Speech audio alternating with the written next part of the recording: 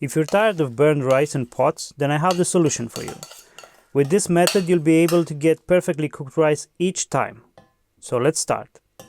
If you've seen any of my other videos and you decided to come back for more, then I assume that you are finding some value in them. If that's the case, please bless me with your kindness by subscribing to the channel, as it helps me grow and become better. In return, I promise to bring you higher value content each time. Thank you very much. As you can see, the ingredients are as simple as water and rice. Not ice, rice. 2 cups of water and 1 cup of rice to be precise. But if you want your rice to have any flavor, I highly recommend using a stock cube or a bouillon cube.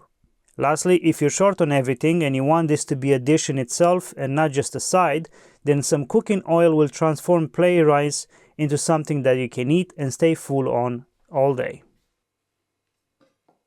When it comes to the tools, all you need is a pot with a lid and a spoon to mix with. That's it.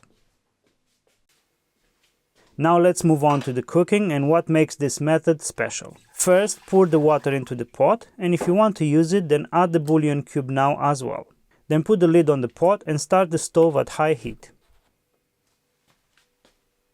As soon as the water is boiling, add the rice, mix it, and immediately reduce the heat to medium. Next, start a timer for 10 minutes. If you don't have a kitchen timer, then use your phone's timer function. It works the same.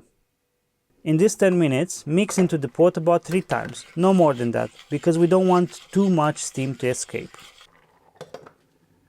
When the 10 minutes have passed, take the pot off the stove and let it rest with the lid on for 10 more minutes. It's very important to leave the lid on for this last stage, otherwise your rice will end up undercooked and disappointing. As soon as the last 10 minutes have passed, your rice is ready to be enjoyed. As you can see, it's fully cooked, it didn't stick, and if you use the bouillon cube, it tastes amazing as well.